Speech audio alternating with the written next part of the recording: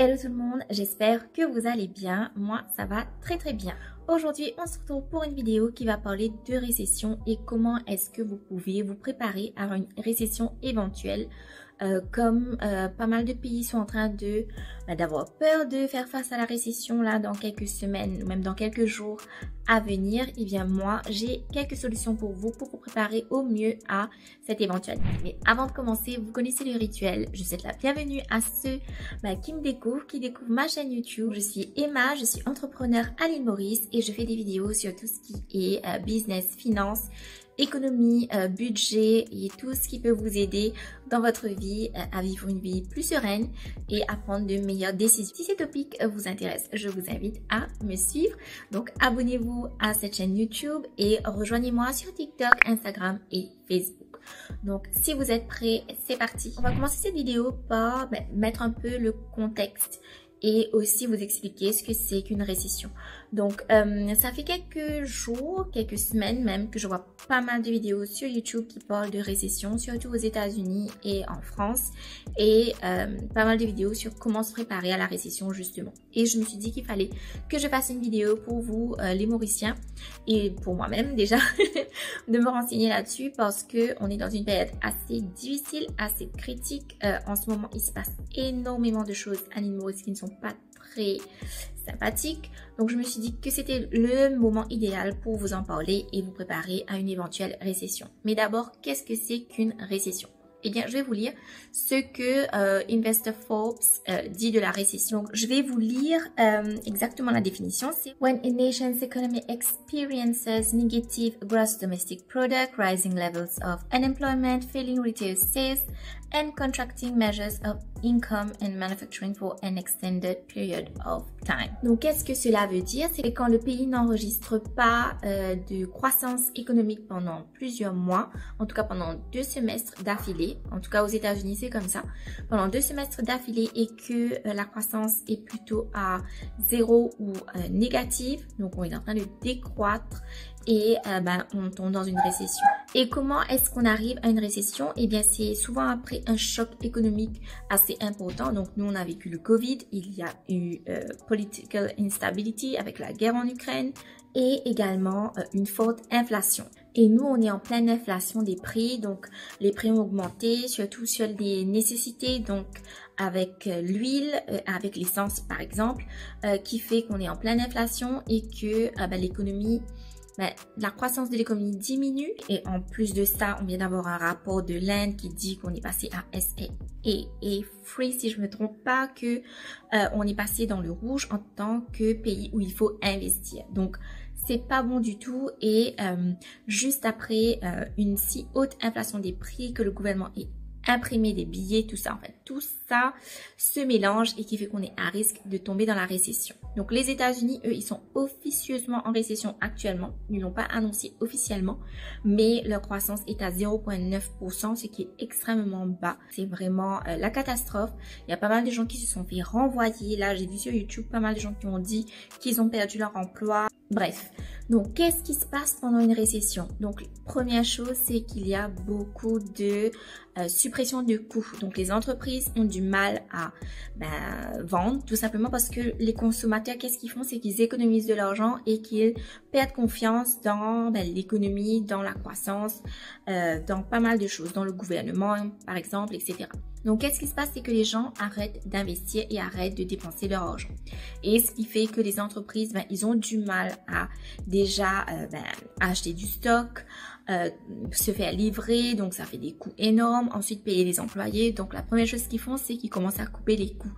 Et en parlant de coûts, c'est qu'ils vont revoir leurs opérations et souvent, ils renvoient des gens. Donc, ça, c'est une première chose. Ensuite, ce qui se passe, c'est que comme les gens arrêtent d'acheter, n'ont plus forcément les moyens, qu'ils ont perdu leur emploi, mais il y a pas mal de business qui vont fermer. Donc, tout ça va engendrer vraiment une période économique assez difficile et même aux États-Unis, ils prévoient que la récession elle dure entre 2 ou 5 ans. Donc moi, j'espère vraiment pas que ça va durer aussi longtemps que ça, surtout pour les personnes qui ont un emploi et qui sont à risque. Et donc voilà un peu la situation. Donc, comment est-ce qu'on se prépare maintenant à une récession? Eh bien, première chose que vous devez impérativement faire, et ça je l'ai déjà dit plusieurs fois dans mes vidéos, c'est d'avoir un emergency fund. Donc si du jour au lendemain vous perdez votre emploi, qu'est-ce que vous faites? On l'a déjà vécu avec le Covid, ça a été très difficile pour pas mal de gens. Là j'ai vu par exemple ABE, si je me trompe pas, ou BCE, je me rappelle plus, la compagnie de construction qui a fermé du jour au lendemain. Donc il y a plein de personnes qui se sont retrouvées sans emploi du jour au lendemain. Pourtant c'était une entreprise qui était prospère. Donc il faut se préparer à ces éventualités là. Donc si demain vous perdez votre emploi, est-ce que vous allez pouvoir subvenir à vos besoins? Et pendant combien de temps? Parce que ça va être difficile de retrouver un emploi rapidement. Donc, est-ce que à cette question, vous répondez oui ou à cette question, vous répondez non? Si vous ne pourrez pas subvenir à vos besoins, eh bien, il serait grand temps de commencer à construire un Emergency Fund. Si vous voulez plus de détails sur les Emergency Funds, je vous mets la vidéo que j'ai faite à ce sujet dans le petit i juste en haut. Donc, pour moi, mon Emergency Fund, il a 6 mois de dépenses pour mon mari et moi. Donc, si on se retrouve, que notre business n'a plus de revenus et qu'on se retrouve en difficulté, eh bien, on sait que les 6 prochains mois, on peut survivre, quoi. On peut payer nos dépenses. Par exemple, on peut payer notre loan de maison, on peut se nourrir et voilà. Deuxièmement, vous allez vivre en dessous de vos moyens. Donc, moi, je vous encourage pour les 6 prochains mois ou du moins jusqu'à la fin de l'année, c'est de vivre en dessous de vos moyens. Qu'est-ce que je veux dire par là? C'est-à-dire de ne pas faire de dépenses superflues, de ne pas faire de mauvaises dettes, c'est-à-dire d'aller prendre des choses à crédit, d'aller à l'hôtel si on n'a pas forcément les moyens, ou d'aller en voyage si ce n'est pas vraiment vital ou nécessaire. Bien sûr, si vous êtes riche, cette vidéo ne vous concerne pas. Donc, ce qu'il faut dans une récession, c'est avoir du cash, avoir du capital. Donc, ceux qui s'enrichissent, il y a beaucoup de gens qui s'enrichissent pendant la récession, ce sont ceux qui ont du capital. Donc, c'est pour ça que je vous encourage à économiser un maximum, à avoir du liquide, de la liquidité pour pouvoir assumer si vous perdez votre emploi ou si votre business ferme pendant cette période, ou s'il y a des investissements intéressants à faire et que vous puissiez investir justement parce que les prix vont être au plus bas. Donc, je vous conseille d'avoir de la liquidité, du cash. Maintenant, comment est-ce que vous allez avoir plus de revenus pendant cette période de récession ou du moins subvenir à vos besoins si vous n'avez pas d'emploi? Moi, je vous conseille de démarrer une activité à côté en freelance comme je l'ai fait il y a 2 ans et c'est ce qui m'a permis, moi, de vivre la vie que je vis actuellement.